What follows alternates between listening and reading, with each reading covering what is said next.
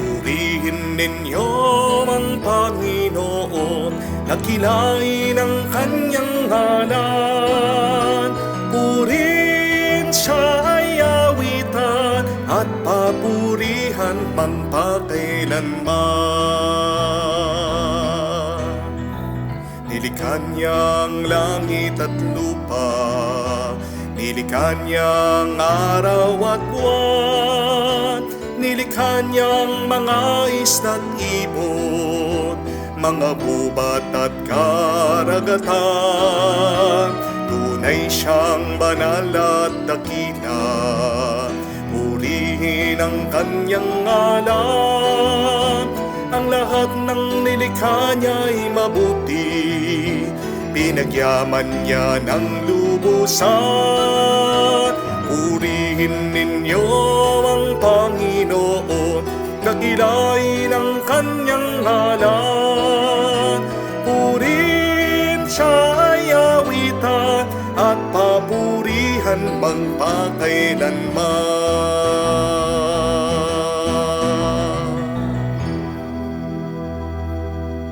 Sa ngalan ng Ama, ng Anak, at ng Espiritu Santo. Amen. Sumainyo ang Panginoon. At sumainyo rin. Mga kapatid, tayo ay nasa 18 linggo ng pangkaraniwan na panahon. Ano ang magpapasaya sa iyo ngayon? Maaaring ang isasagot ng iba sa inyo, pera, para pambayad ng mga utang. Maaaring ang iba isasagot, ang pagbabago ng kanilang minamahal, ang pagbabalik ng kanilang mga asawa. Maaaring ang iba ay sasagot ang kagalingan ng kanilang pangangatawan, magandang kalusugan. Mainam, mabuti at maganda ang ating mga ninanais. Pero merong pinakamagandang pagnanais ay yung makasama natin palagi ang Diyos. Dahil aanuhin mo ang isang grasya na wala ang Panginoon. May halaga ba ang isang pagpapala kung wala ang presensya ng Diyos? Mga kapatid, ang unang pagpapala dapat ng ating buhay ay ang Diyos mismo. Dahil siya ang pinagmumulan ng ating buhay, lakas at lahat ng bagay dito sa mundo. Tayo muli ay lumapit sa Kanya sa pamamagitan ng banal na misang ito, nagpapasalamat, nagpupuri. Dahil sa gitna ng ating mga problema, hindi nagkukulang ang Kanyang paggabay sa atin. Hindi nagkukulang, nagpupuno ang Diyos sa ating mga pangangailangan. Sa mga pagkakataon na iba ang ating hinanap, bukod ang Diyos, hilingin natin muli ang Kanyang awa, ang Kanyang kapatawaran, para tayo ay makitang karapat-dapat na makatanggap sa mga banal na misteryo. Inaamin ko Sa makapangyarihang Diyos at sa inyo mga kapatid, na lubha akong nagkasala sa isip, sa salita, sa gawa at sa aking pagkukulang. Kaya isinasamo ko sa mahal na Birheng Maria, sa lahat ng mga anghel at mga banal, at sa inyo mga kapatid, na ako'y ipanalangin sa Panginoong ating Diyos. kaawaan tayo na makapangyarihang Diyos, patawarin tayo sa ating mga kasalanan, at patnubayan tayo sa buhay na walang hanggan. Amen.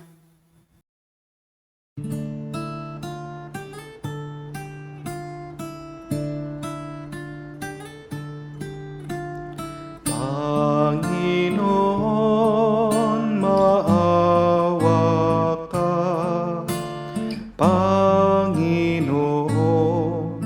maawa ka.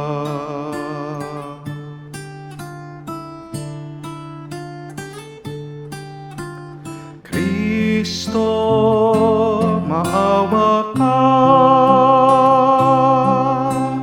Kristo, maawa ka sa amin.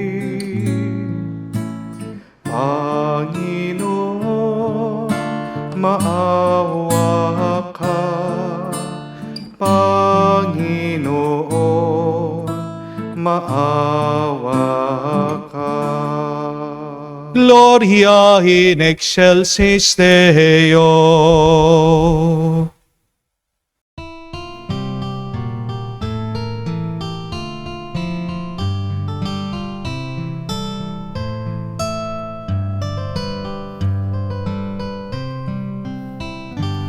Luwalhati sa Diyos sa kaitaasan, kaloob sa lupa ay kapayapaan. Pinupuri ka't ipinangdarangal, sinasamba ka dahil sa dakila mong kalwalhatian.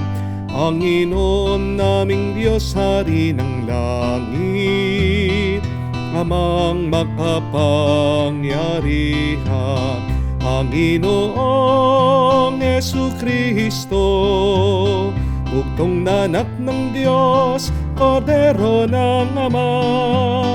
Ikaw na nag-aalis ng mga kasalanan ng sanlibutan.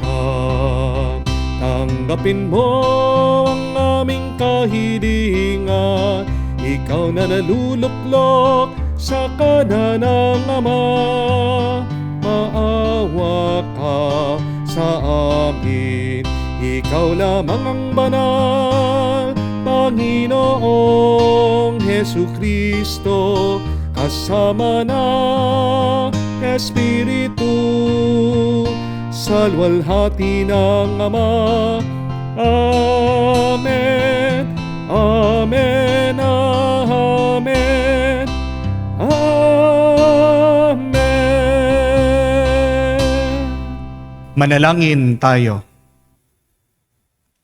Ama naming makapangyarihan, manatili kang kapiling ng iyong sambayanan na iyong laging kinahahabagan at pinagbibigyan upang ang tinampok ng iyong pamumuno at pagsusubaybay ay muli mong ikalugod at panatilihin mong kinalulugdan.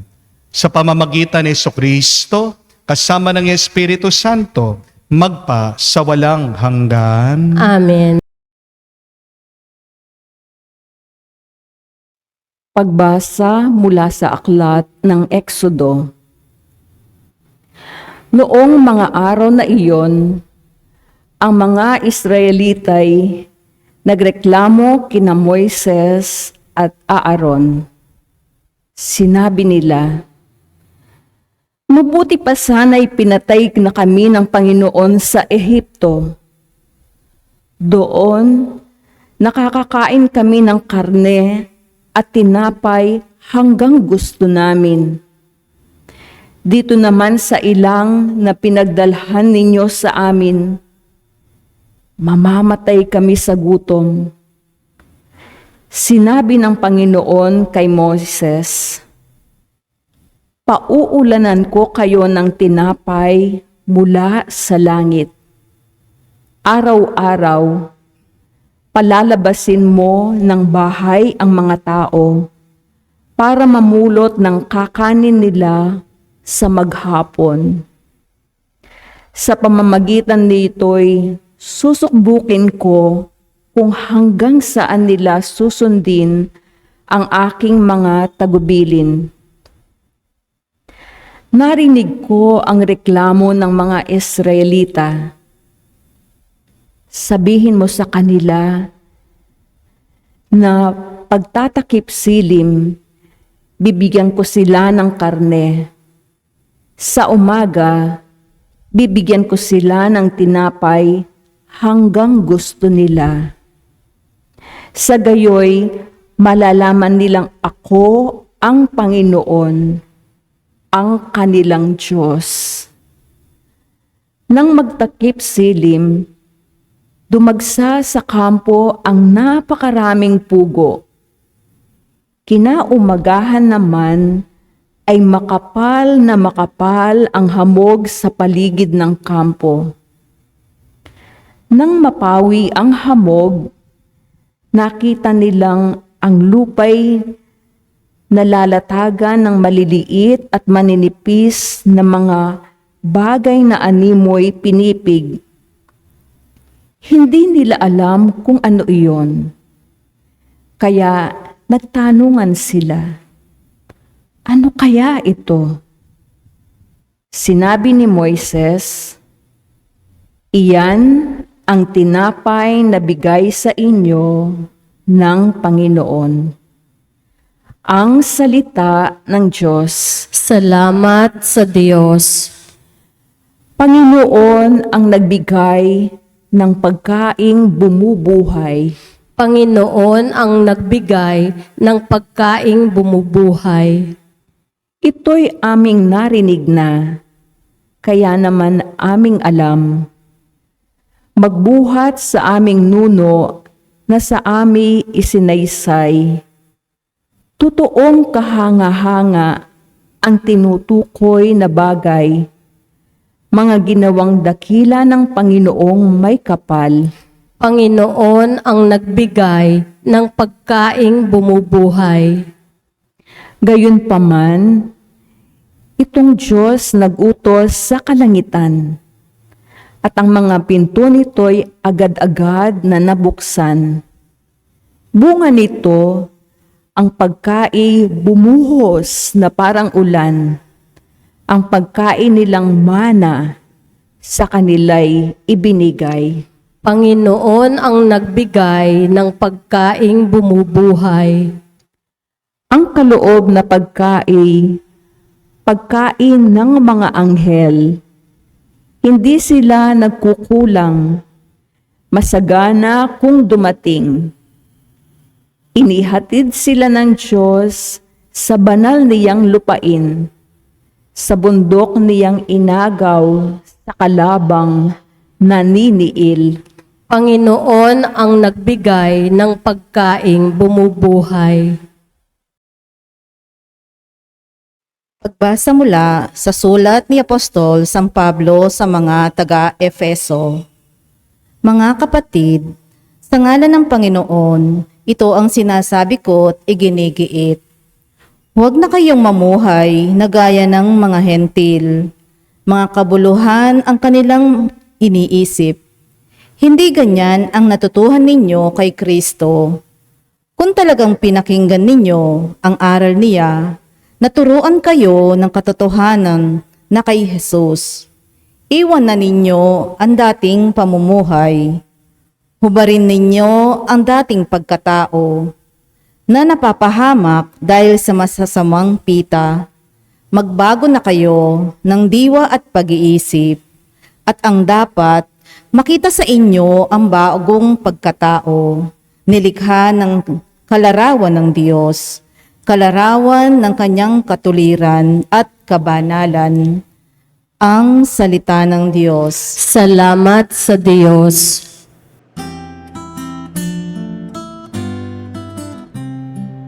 Alleluia, alleluia, alleluia, alleluia, alleluia,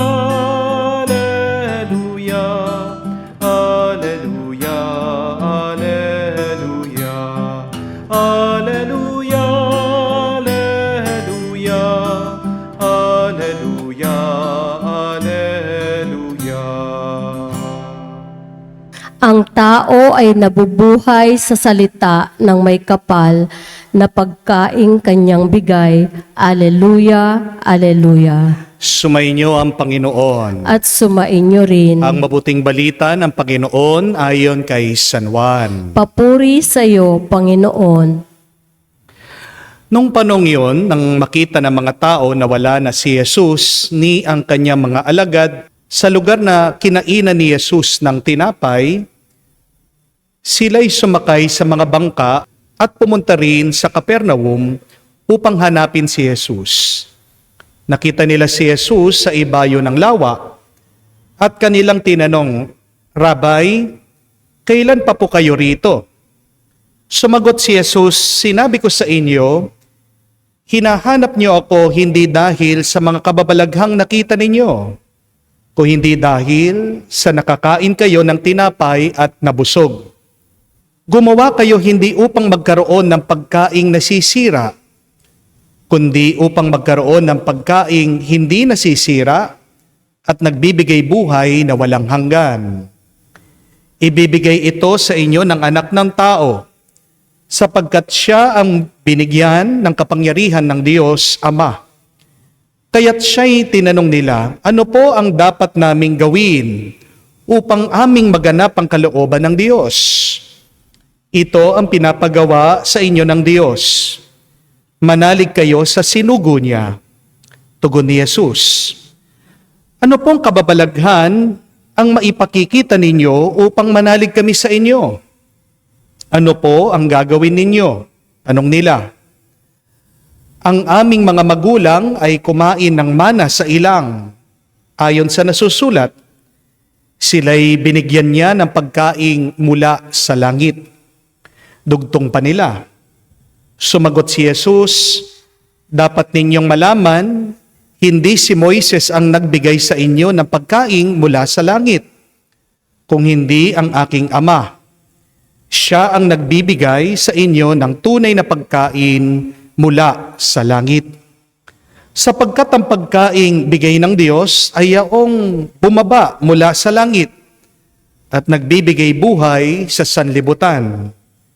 Ginoo, wika nila, bigyan po ninyo kami lagi ng pagkaing ito. Ako ang pagkaing nagbibigay buhay, sabi ni Jesus. Ang lumalapit sa akin ay hindi na magugutom at ang nananalig sa akin ay hindi na mauuhaw kailanman. Mga kapatid, ang mabuting balita ng ating kaligtasan. Pinupuri ka namin, Panginoong Hesukristo. Magandang araw po muli sa inyong lahat. And a blessed Sunday po sa inyong lahat. I am praying that all of you are well, happy, and peaceful. Amen? Sabi po nila, 3 bagay lang daw po ang kailangan natin para maging masaya. We only need 3 things in order to be truly happy. Ano po yung 3 bagay na yon? The first one, you need a good job. Dahil 1/3 po ng ating buhay, gugugulin natin, uubusin natin sa pagtatrabaho. At tandaan niyo po, pag maganda ang iyong trabaho, yan ay makakatulong sa iyong pang-araw-araw na gastusin. Kung magandang magpasweldo ang iyong trabaho, yan din ay makakatulong sa iyong retirement. Amen? At pag masaya ka, gusto mo yung iyong trabaho, hindi ka mapapagod, hindi ka magsasawa, at araw-araw ikaw ay excited, ikaw ay sabik, ikaw ay tunay na masaya sa iyong pagtatrabaho. Amen? Find a good job. But secondly, you need a good wife or husband. Find a good spouse. Dahil tandaan nyo din po, 1/3 din ng ating buhay ay uubusin natin sa ating mga pamilya. Pag nagkaroon ka ng mga anak, aalagaan mo yan, pag-aaralin mo yan, pero pag lumaki sila, iiwan ka. Sinong makakasama mo hanggang pagtanda mo? Di ba ang iyong asawa? Maghanap ka ng makakasama mo, hindi yung magbibigay sa iyo ng sakit ng ulo. Huwag na huwag po kayong maghahanap na magiging asawa nyo dahil gusto nyo lang siyang baguhin. Ang dami po kasing ganyan eh. Yung nagpapakasal, sinasabi, Father, gusto ko po siyang baguhin. Kung gusto nyong magpabago ng isang tao, huwag kayong mag-aasawa. Magpulis na lang kayo. O kaya na lang mag-volunteer po kayo sa mental hospital. O kaya naman po sa center para sa mga addict.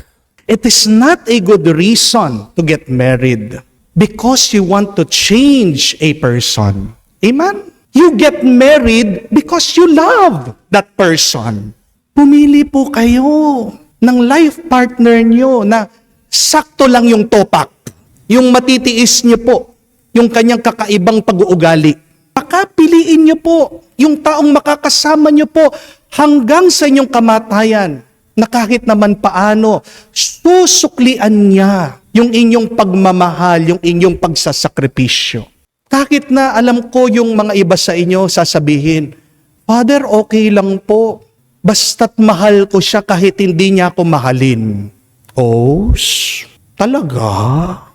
Pero sinasabi ko po sa inyo, hindi makatotohanan yan. Maghahanap ka pa rin ng kapalit dun sa pagmamahal na binibigay mo. Dahil tao pa rin tayo. At ang tunay na pagmamahalan, hindi magtatagal yan kung walang pagbibigayan. Amen? Ano po ang sabi sa Book of Proverbs? If you find a good spouse, you find a good life.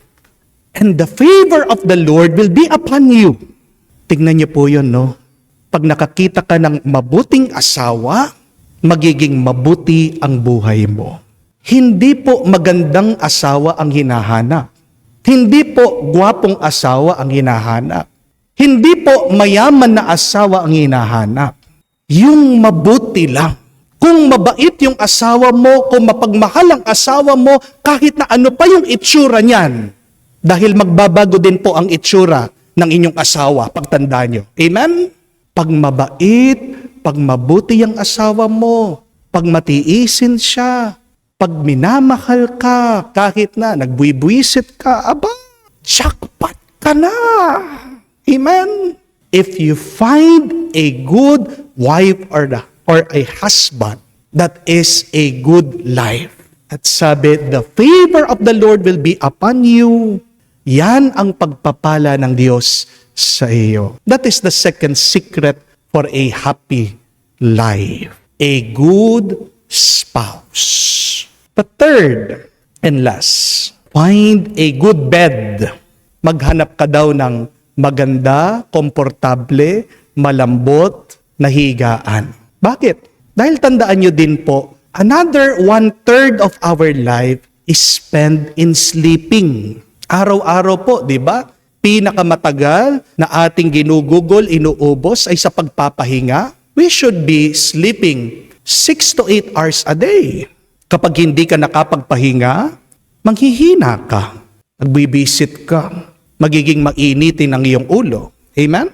Malaking tulong po sa iyong pagpapahinga ay yung hinihigaan mo malinis, maayos, komportable yung kama mo. And why is a good bed helpful for your happiness? Because when you are rested, the next day you will become excited. Kapag nakapagpahinga ka, sabik kang mabuhay. Kapag kulang ka sa pahinga, may stress ka. Amen? Ngayon po ang tanong ko, mape-perfect po ba natin ang tatlong ito? Makukuha ba natin yung tatlong bagay na yan sa buhay natin? Di po ba ang hirap? Kasi minsan, maganda nga ang tirahan mo, pero mataray naman ang asawa mo. Ayaw mo naman minsan ang trabaho mo. Minsan din po, may magagandang trabaho. Dollars pa nga ang kanilang sweldo. Yung mga kapatid natin na OFW na nasa ibang bansa. Pero tanungin niyo po, minsan yung kanilang tirahan, parang lungga lang po ng daga. Napakaliit lang po nung space nila. Hindi man po sila komportable, nagtitiis sila sa kanilang pamamahinga. Meron din po minsan, may pera sila, maganda yung kanilang tulugan, mabibili nila ang anong gusto nilang bilhin. Pero may problema sila sa kanilang mga asawa. Kaya nga po kung meron kayo ng tatlong bagay na ito, magandang trabaho, mabuting asawa, masarap na higaan, aba, pinagpala ka. You are blessed when you have all of these three things. Amen? And you should thank the Lord for these things. Pero meron pa rin naman po mga tao na kahit na kumpleto na nila ang mga bagay na ito, hindi pa rin sila masaya. Miserable pa rin sila. May kakilala po ako, isang matanda. Minsan pagkatapos po ng misa, nilapitan po ako, nag-open up po siya sa akin.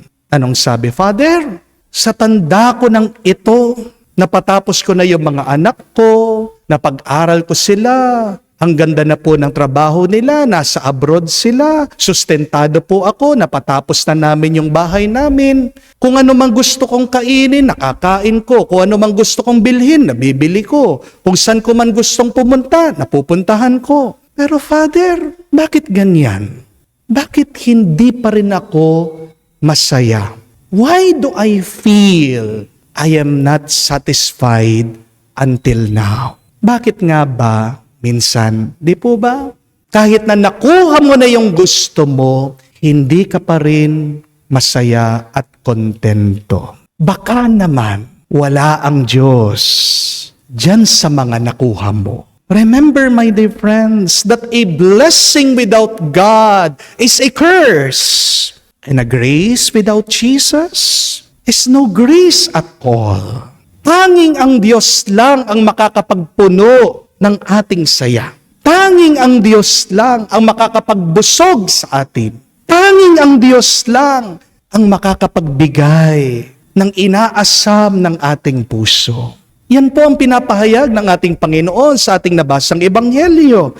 Sinabi niya, siya ang tinapay ng buhay. Ang sino man daw po ang lumapit sa Kanya, hindi na magugutom. Ang sino man manalig sa Kanya ay hindi na mauuhaw kailanman. Jesus is proclaiming to us, my dear friends, that only Him can satisfy the deepest longing of our hearts.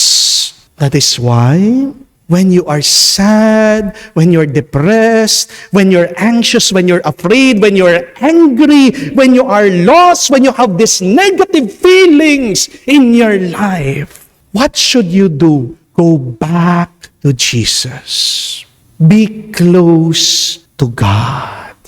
Give your whole self to the Lord. Have faith in Jesus. Kaya nga po mga kapatid, kapag mas maraming oras ang inuubos mo sa Diyos, kahit hindi man mawala yung mga problema mo, dadagdagan niya yung tuwa, yung galak, yung kapayapaan mo. Huwag mong hihingin sa Diyos na alisin ang iyong mga pagsubok. Pero dagdagan pa sana ng Diyos ang iyong lakas para malampasan mo ano man ang pagsubok ng iyong buhay. Amen? Kung gusto mong maging buo ang iyong tuwa, saya at galak, anong kailangan nating gawin? Simple lang. Ang lumapit tayo kay Kristo, ang manalig tayo sa Diyos palagi. Amen? Ngayon pong araw na ito ay araw namin mga pari. Dahil feast day po ni St. John Marie Vianney, ang patron saint po ng mga pari. Mga kapatid, kami pong mga pari, kahit na kami ay mga lingkod ng Diyos, tandaan niyo po, tao pa rin kami. Each priest have their own struggles. Each priest are fighting their own demons. Kala nyo kayong mga laiko, mga hindi pari o religyoso, kala nyo kayo lang ang may problema? Marami din pong problema namin. Buti nga po kayo mga magulang, yung problema nyo, yung mga anak nyo, ilan yung mga anak nyo? 2, 3? Kami po mga pare, anong problema namin? Lahat ng mga parokyanos po namin, anak po namin lahat kayo. Isipin nyo po pag nagkasabay-sabay yung mga problema. Kung may problema po kayo, mas marami pong problema ang pari. Sana po, imbis na husgahan nyo ang pari, sana po imbis na ichismis nyo ang pari o kainisan nyo ang pari dahil meron siyang hindi magandang ginagawa. Bakit hindi nyo po pagdasal ang pari? Bakit hindi nyo po kumustahin, kausapin ang pari? Kami pong mga pare, meron din po kami mga nilalabanan na tukso. Amen? Isa pong dahilan yan bakit yung tatay ko nakatira po sa kumbento. Yung mga nakakakilala po sa akin, yung mga nag-invite na sa akin sa inyo na magmisa sa mga ibang simbahan, alam po nila yan. Yung tatay ko, yung driver ko, yung bodyguard ko, binabantayan po ako. Baka daw po makapambabae ako o baka naman po maakit ako ng babae. Ang hindi lang po alam ng tatay ko, ang dami pong mga babae nagte-text sa akin. Pero wag po kayong mag-alala. Yung mga palaging nagte-text sa aking babae, mga matatandang dalaga. Nung nga po minsan, meron pong nag-text sa akin, bumibisita dito sa parokya. Sabi po niya, Father, pag binisita kita dyan, okay lang po ba? Halikan ko kayo. Nabigla po ako. Sumagot naman ako sa kanya. Sabi ko, alam niya po, bawal. Bakit? Una, taken na po ako ni Lord. Pero pangalawa, bawal po ang halik. Ay, marami po ang magseselos. Baka pag nakita kayo, sabunutan kayo. Joke lang po na, joke lang po. Meron po akong isang kaibigan, nag-undergo po siya ng renewal program para sa mga pari. At kwento po nitong kaibigan kong pare, nakasama din po niya yung mga ibang pari na meron din pong problema. May crisis sa buhay nila. At ang kwento po nitong kaibigan kong pare, ang nakita po nila sa pag-aaral, bakit nagkakaroon ng problema ang pari? Bakit dumadaan sa krisis ang pari? Ang pinaka-problema ay ang kakulangan ng pagdarasal. That is the root cause of the problem of the priest. The lack of a prayer life. Kasi kahit na po palagi kami, araw-araw kaming nagmimisa, ginagawa namin ng mga sakramento, magkaiba pa rin po kung nagdadasal ka ba doon sa ginagawa mo. Magkaiba pa rin yung sakramento doon sa personal na pagdarasal at pakikiisa sa Diyos. Tandaan niyo po yan, ha? Napakahalaga niyan. Baka marami din po sa inyo ganyan ang iniisip. Na pag nagsimba na ako, nakapagdasal na ako. Hindi po. Kasi marami po sa atin, aminin natin, hindi po ba? Nagsisimba tayo pero nasaan ang isip, nasaan ang puso nyo? Baka wala doon sa loob ng misa. Baka kung saan-saan tumatakbo. Paano mo alam na tunay kang nakakapagdasal? Ang tunay na pagdarasal ay pag ang iyong isip at puso ay kaisa ng isip at puso ng Diyos. Amen? So the lack of prayer life is really the root cause of the problem. Pagmunihan niyo po na mabuti yun. At maaaring applicable po sa ating ding lahat. Di po ba? Bakit lumalala yung problema mo? Kasi nagkukulang ka na rin sa pagdarasal. Di ba yung mga iba pag mayroong problema sa pera? Dahil hindi nagdarasal, anong ginagawa? Nakakagawa ng masama. Nakakapagnakaw, o yung mga iba nakakaisip, magpakamatay na lang. Kapag galit kayo, di ba, pag hindi ka nagdasal, anong nangyayari? Nalong umiinit yung ulo mo, naiinis ka, nakakapagmura ka, at yun, lalo ka nakikipag-away. Kapag nalulungkot ka, nadidepress ka, pag hindi ka nagdasal, anong ginagawa ng iba? Nakakapagbisyo bilang libangan nila. When you lack prayer, you lack being in communion with God. And without this communion with God, you will smile less, you will strive less, you are restless, and you will love less. Pag malayo ka sa Diyos, pagod na pagod ka, malungkot na malungkot ka, balisang balisa ka, at hindi ka nakakapagmahal. Yan ang kasalanan. Ang kasalanan ay ginagawa natin na masama, na wala tayong pagmamahal o malasakit. Pero tingnan niyo po, bumalik kayo sa Biblia, basahin niyo. Ano ang epekto ng pagdarasal at pakikiisa sa Diyos? Moses, noong umakyat po siya sa bundok ng Sinai, nung nakikinig siya, binigay ng Diyos ang 10 utos sa kanya, nakausap niya ang Panginoon. Pagbaba po niya doon sa bundok ng Sinai, anong nakita ng mga tao? Napakaliwanag ng kanyang muka. Ang ganda pong tandaan po no, na pag nakakausap natin ang Diyos, nakakasama natin ang Diyos, lumiliwanag ang ating buhay. Tingnan nyo nga po yung sarili nyo sa salamin, o tingnan nyo nga po yung mga katabi nyo. Ano yung mukha niyan? Maliwanag o madilim? Pag madilim, anong ibig sabihin? Kulang na sa prayer life. Kaya sabihan niyo po, hoy, magdasal ka naman. Amen? Alam niyo po, nung buhay pa si St. John Paul II, yung dati nating Santo Papa, he would wake up early in the morning just to pray. Gaano po katagal daw nagdarasal si St. John Paul II? He would pray 60 to 90 minutes kneeling down. At kahit na po nung nanghihina na siya dahil meron siyang Parkinson's disease, pinipilit po niya talagang lumuhod at nagdarasa. Ginagawa po niya yon araw-araw bago siya magmisa. Bukod po sa kanyang pagmimisa, bukod po sa Eucharistia, tingnan niya po yon. Nananalangin siya. At nung minsan tinatanong po siya, bakit niya ginagawa yon? Ang sagot po ni St. John Paul II, that those 60 to 90 minutes of his prayer, yun daw po yung the best time of the day for him. Pinakamasayang oras, pinakapayapang oras sa kanya, yung kanyang pananalangin. I think that is a good question to ask ourselves. What is the best time for me? Sa maghapon, ano yung talagang pinakamasayang oras ko? Yung pakikipagchismisan niyo sa iba? Yung pagkain niyo? Yung panonood niyo sa social media? Kung hindi pagdarasal ang pinakamasayang oras sa iyong araw, I think you have a problem within your soul. Amen? To complete our prayer life, let us not also forget, go to the Eucharist. Receive Jesus in Holy Communion. Dahil sabi po ni St. Pope Pius X, that the shortest and the safest way to heaven is Holy Communion. Gusto mo makapasok sa langit? Tanggapin mo si Jesus sa misa, sa Eucharistia. May request lang po ako sa inyo. Ano po? Na sana pagkatapos siya pong mag-communion, bumalik po kayo sa inyong mga upuan. Kayo pong bahala. Lumuhod kayo, umupo kayo, pero wag niyo pong kakalimutan gawin ito. Close your eyes.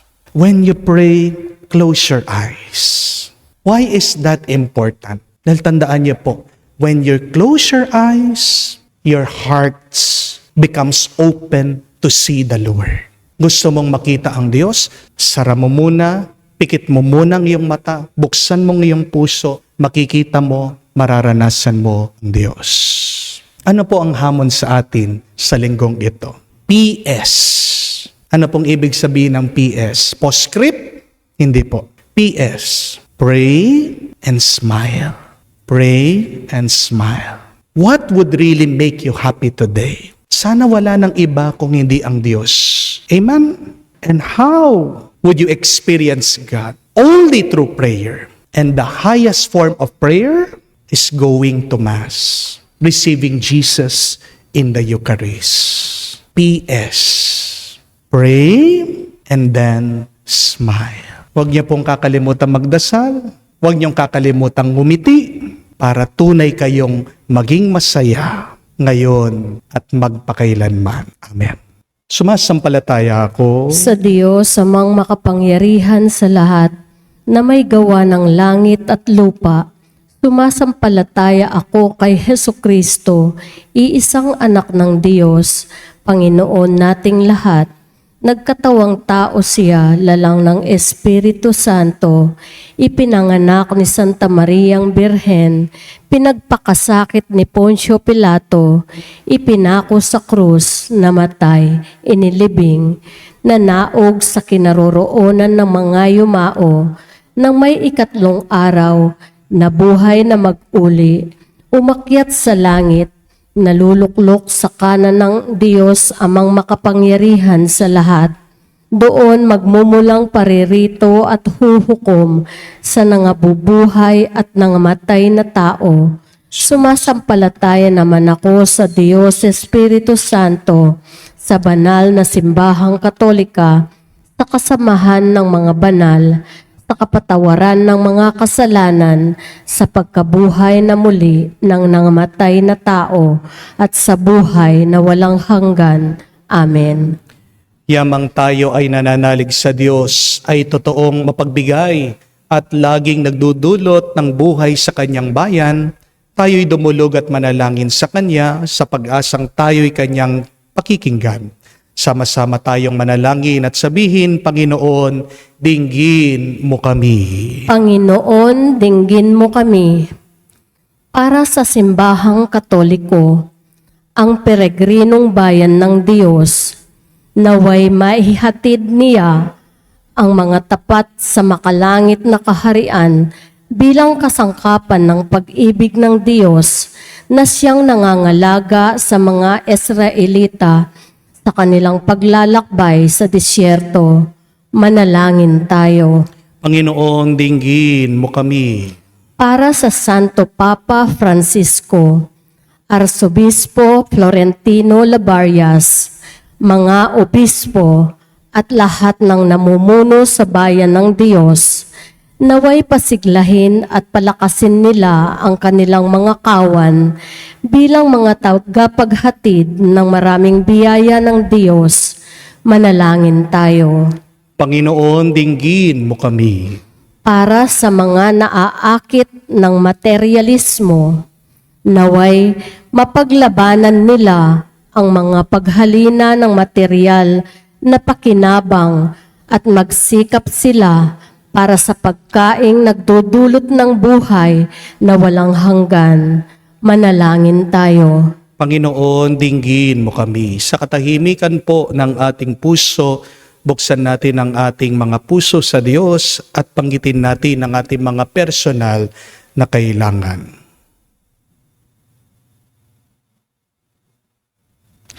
Ama naming nasa langit, ang pananampalataya sa iyong anak na si Jesus ay siyang handog mo sa amin. Tulungan mo kaming lubos sa magtiwala sa Kanya upang ang Kanyang buhay sa amin ay patuloy na sumigla. Ikaw ang nabubuhay at naghahari magpa sa walang hanggan. Amen.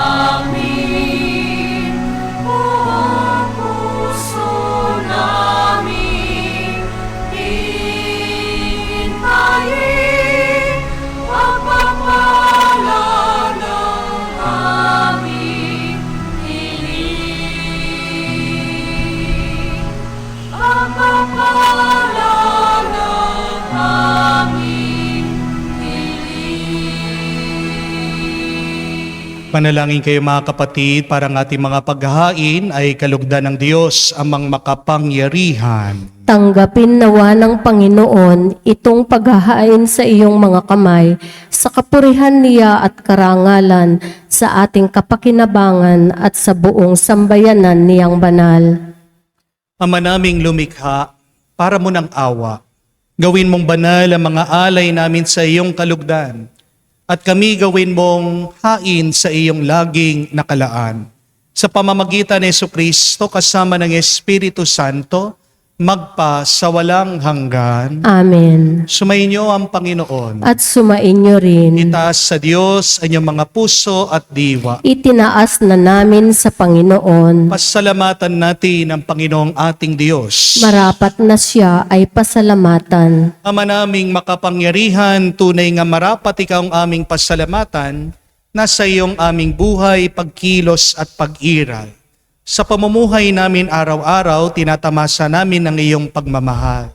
Sa pag-ibig mong pinunla sa sangkatauhan, ang Espiritu Santo'y unang aming bigay. Nang anak mong naglagak sa amin, ay ang katiyakan nakalaan mabuhay kami sa piling mo kailanman.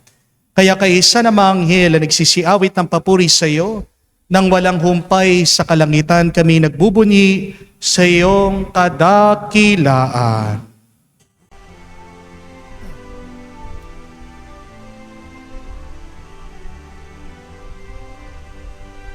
Santo, Santo, Santo, Panginoong Diyos ng mga hukbo.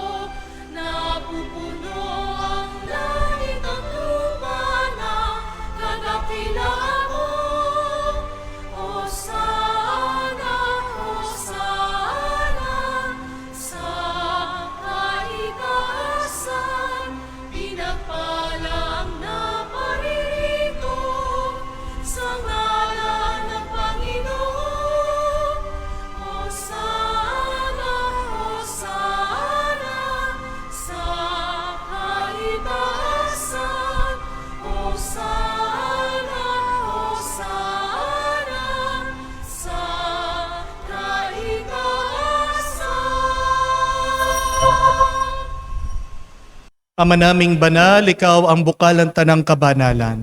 Kaya't sa pamamagitan ng iyong Espiritu, gawin mong banal ang mga kaloob na ito upang para sa amin maging katawan at dugo ng aming Panginoong Heso Kristo. Bago niya pinagtiis ang kusang loob na maging handog, hinawakan niyang tinapay, pinasalamatan kanya, pinaghati-hati niya iyon, at inabot sa kanyang mga alagad at sinabi, "Tanggapin ninyong lahat ito at kanin. Itong aking katawan na ihahandog para sa inyo."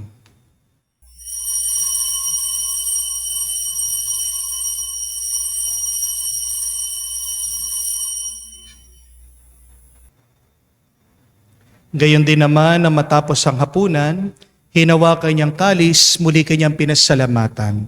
Inabot niyang kalis sa kanyang malagad at sinabi, "Tanggapin ninyong lahat ito at inumin. Itong kalis ang aking dugo ng bago at walang hanggang tipan. Ang aking dugo na ibubuhos para sa inyo at para sa lahat, sa ipagpapatawad ng mga kasalanan. Gawin ninyo ito sa pag-alaala sa akin."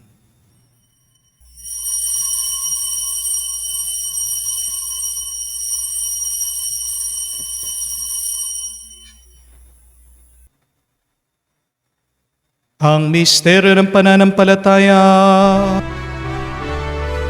Aming ipinahayag na namatay ang iyong anak, nabuhay bilang Mesiyas at magbabalik sa wakas para mahayag sa lahat. Ama, ginagawa namin ngayon ang pag-aalaala sa pagkamatay at muling pagkabuhay ng iyong anak. Kaya tinialay namin sa iyong tinapay nagbibigay buhay at ang kalis na nagkakaloob ng kaligtasan. Kami nagpapasalamat dahil kami yung minarapat na tumayo sa harap mo para maglingkod sa iyo. Sinasamo namin kami magsalo-salo sa katawan at dugo ni Kristo ay mabuklod sa pagkakaisa sa pamamagitan ng Espiritu Santo. Mamalingapin mong iyong simbahan, laganap sa buong daigdig. Puspusin mo kami sa pag-ibig. Kaysa ni Francesco, ang aming Papa, Florentino, ang aming Arsobispo, at ng Tanang Kaparian. Alalahanin mo rin ang aming mga kapatid na nahimlay at may pag-asang muling mabubuhay. Gayon din naman ang lahat ng mga pumanaw. Kawan mo't sila't patuloyin sa iyong kaliwanagan. Kawan mo't pagindapatin kaming lahat, makasalo sa iyong buhay na walang wakas. Kaysa na mahal na Birhen Maria, Ina ng Diyos, kaysa na mga apostol at lahat ng mga banal na namuhay dito sa daigdig na kalugod-lugod sa iyo, may pagdiwang naman namin ang pagpupuri sa ikararangal mo sa pamamagitan ng iyong anak aming Panginoong Heso Kristo. Sa pamamagitan ni Kristo, kasama niya at sa Kanya, ang lahat ng parangal at papuri ay sa iyo, Diyos Ama, makapangyarihan, kasama ng Espiritu Santo, magpasawalang hanggan. Amen, amen. Amen. Sa nakakagaling na utos sa turo ni Jesus sa Panginoon natin at Diyos, ipahayag natin ng lakas loob.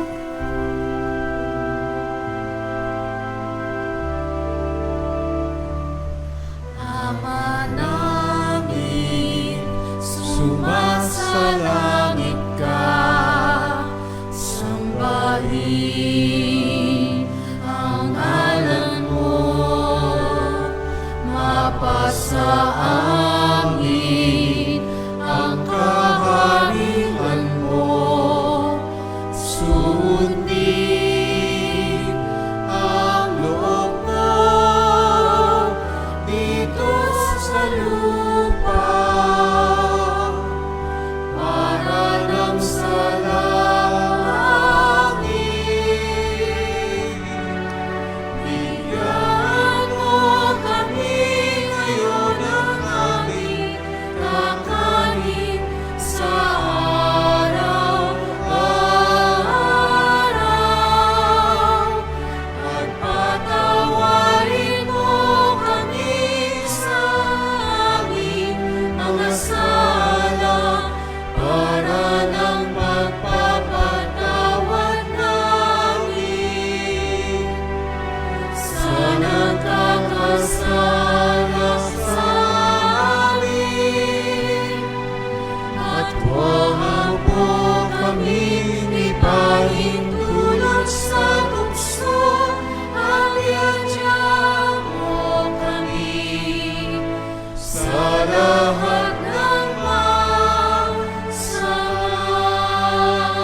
Hinihiling namin kami adya sa lahat ng masama, pagkalooban ng kapayapaan araw-araw, ligtas sa kasalanan, nilayo sa lahat ng kapahamakan, samantalang aming pinanabikan ang dakilang araw ng pagpapahayag ng tagapagligtas naming si Heso Kristo. Sapagkat iyo ang kaharian, ang kapangyarihan, at ang kapurihan magpakailanman. Amen. Panginoong Heso Kristo, sinabi mo sa mga apostol, kapayapaan ang iniiwan ko sa inyo, ang aking kapayapaan binibigay ko sa inyo.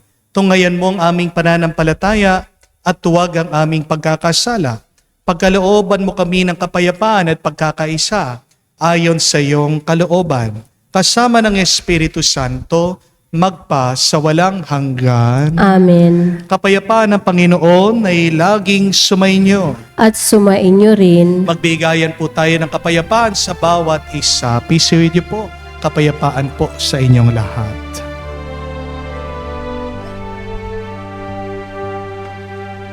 Cordero ng Diyos na nag-aalis ng mga kasalanan ng sanlibutan, maawa ka sa amin. Maawa ka sa amin. Cordero ng Diyos na nag-aalis ng mga kasalanan ng sanlibutan, maawa ka sa amin. Maawa ka sa amin. Cordero ng Diyos na nag-aalis ng mga kasalanan ng sanlibutan, ipagkaloob mo sa amin ang kapayapaan. Mga kapatid, naririto ang ating Panginoong Jesucristo, ang Kordero ng Diyos, nag-aalis sa mga kasalanan ng sanlibutan. Mapalad tayong lumalapit sa piging ng Kordero. Panginoon, hindi ako karapat-dapat na magpatuloy sa iyo, ngunit sa isang salita mo lamang ay gagaling na ako.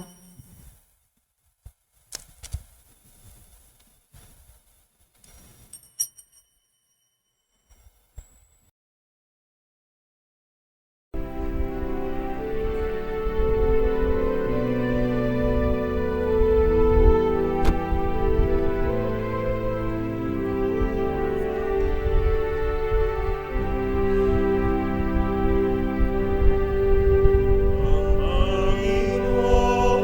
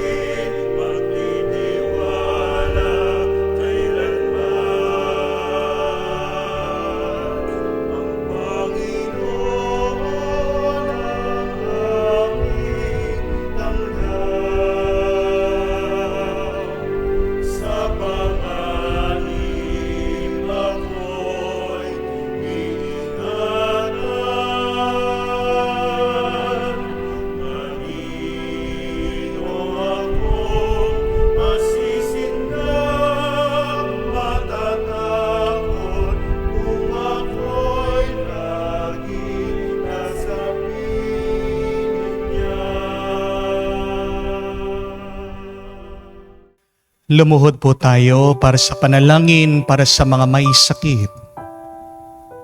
Panginoong Yesus, lumalapit po kami sa inyo ngayon upang idulog ang kagalingan ng mga may sakit. Haplusin niyo po sila at pagkalooban ng panibagong lakas upang sila ay muling makapaglingkod sa iyo. Patawarin niyo po sana sila sa kanilang mga kasalanan at pagkalooban din ng kagalingang pangkaluluwa. Sa katahimikan po ng ating puso, banggitin natin ang mga pangalan, mga kapatid nating may sakit at kapansanan sa Diyos.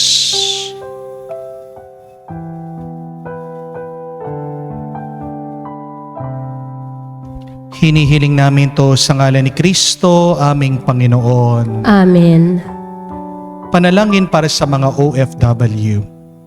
Ama, pinapanalangin namin sa iyo ang natatanging kahilingan ng lahat ng mga nagtatrabaho sa ibang bansa. Tulungan mo sila bawat sandali ng kanilang buhay habang nasa ibang bansa. Palakasin mo sila kapag pinanghihinaan sila ng kalooban. Pagalingin mo sila tuwing nagkakasakit. Aliwin mo sila kapag nalulungkot sila. Ilayo mo sila sa anumang masama at kapahamakan upang magpatuloy sila lagi sa kanilang buhay. Mapahalaga nawa ng kanilang pamilya ang bawat sakripisyo nila sa ibang bansa upang wag masayang ang kanilang pagpapagal. Kaawaan at pagkalooban mo ng biyaya ang lahat ng mga OFW dahil sa iyo lamang aasa at wala nang iba pa. Ang lahat ng ito ay aming sama-samang panalangin sa ngalan ni Jesus. Amen. Banal na muka ni Jesus. Kaawaan mo kami. Manalangin tayo.